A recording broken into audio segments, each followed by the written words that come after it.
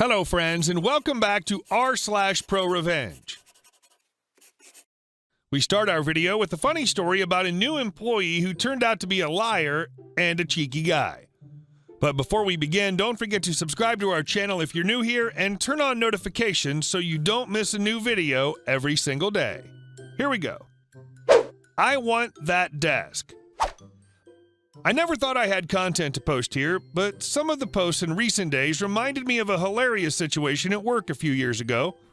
I work at a relatively small manufacturing company. The company has been growing like crazy, and we'd been experiencing some growing pains, so we hired someone to manage the sales department and take a small territory. In comes the coworker.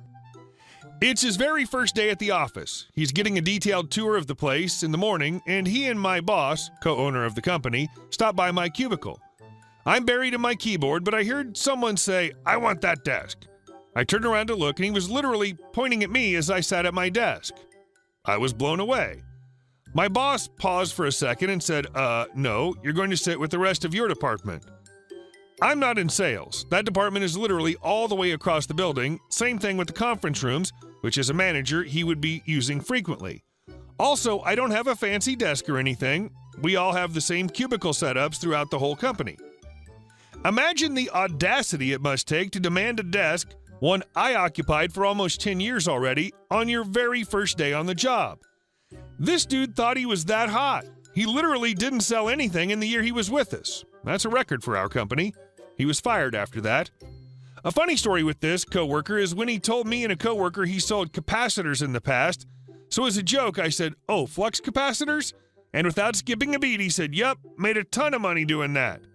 My coworker and I miraculously kept straight faces and had a chuckle about it later.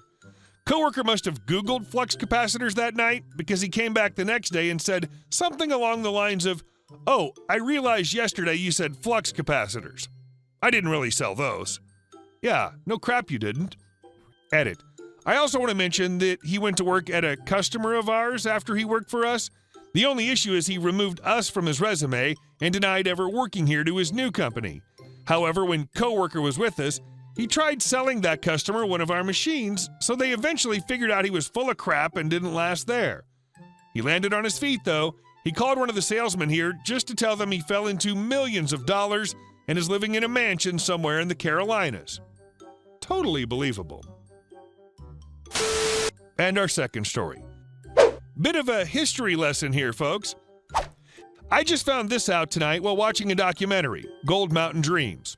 Thanks, PBS.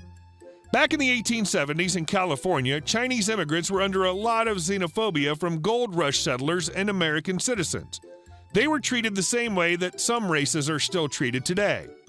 The city of San Francisco once passed a law known as the Cubic Air Ordinance, aka Sanitary Ordinance, which required boarding houses, hotels, lodges, etc. to have a minimum of 500 cubic feet of air per person occupying the room.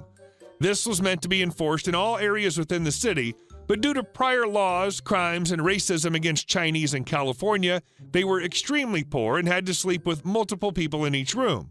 This made Chinatown a very clear target. Oh, what a coincidence, huh? I'll just let the ordinance's short Wikipedia page do its magic. Realizing this amounted to free room and board, many Chinese immigrants intentionally violated the conditions. After a housing raid on May 22, 1873, 45 people were arrested in a single day, and the small local jails were filled to capacity. It was reported that some of those arrested were willing to pay the fine, but were ordered by leaders in Chinatown to accept jail time instead. The intent was to make the enforcement of the law more trouble than it was worth. Local Chinese leaders also noted that local authorities were breaking their own law since the small jails were filled to capacity, thereby violating the ordinance. And thus, they were sued by non-citizens who had no voting rights or representation. At an attempt of petty revenge for their humiliation, the San Francisco Board of Supervisors passed a proposition, and acted before the mayor signed it into law, that prisoners were to have their heads shaved to within an inch of their scalp. I don't know if many know about this, but the Chinese had a hairstyle called a queue among the men, in which the hair was braided and all the way down to their waist.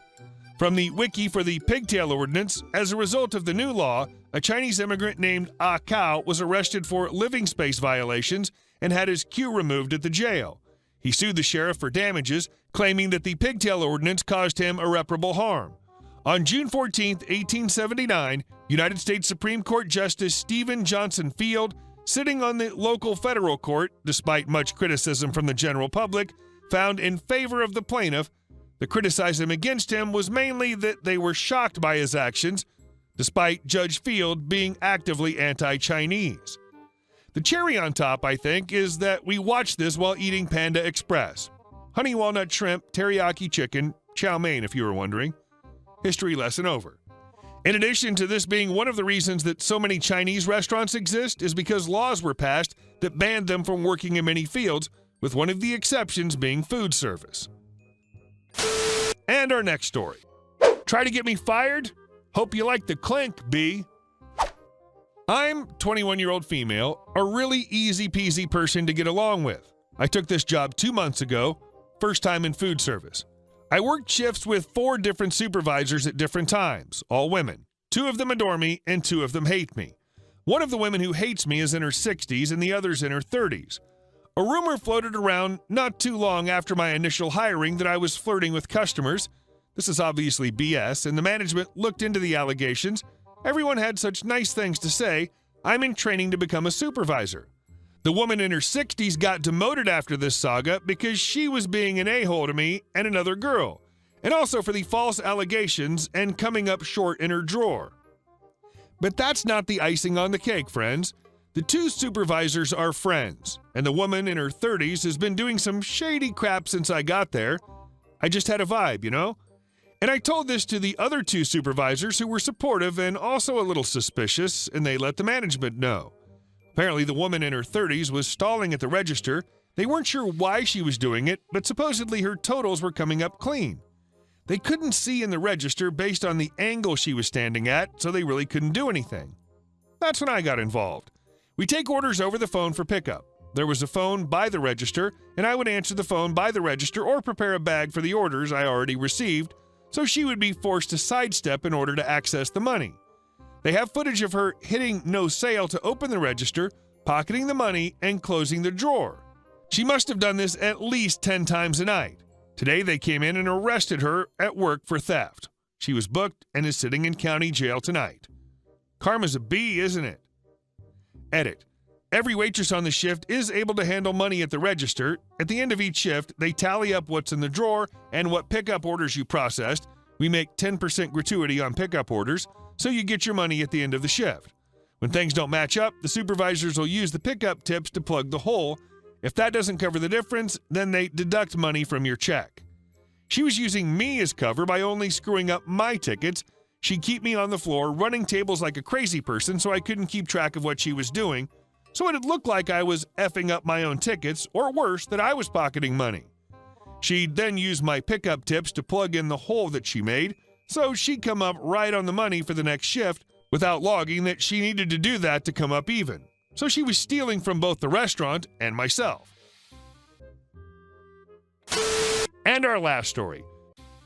I'm 40 years old. At my store, the policy for carding people buying tobacco products is simple. We card every single person, and we have to hold the card to the camera to show that we checked it.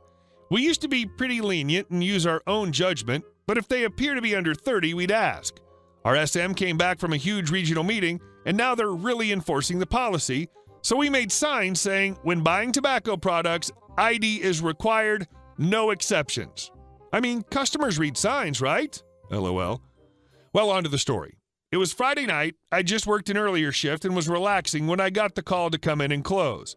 A coworker keeps calling off, and yet she still has a job, but that's a different story for another time. I come in and things are going just fine until 10 minutes till closing time. Also, it's important to know that my boss was taking a smoke break at the time, and the only way I could get a hold of her was to walk around my counter and walk outside.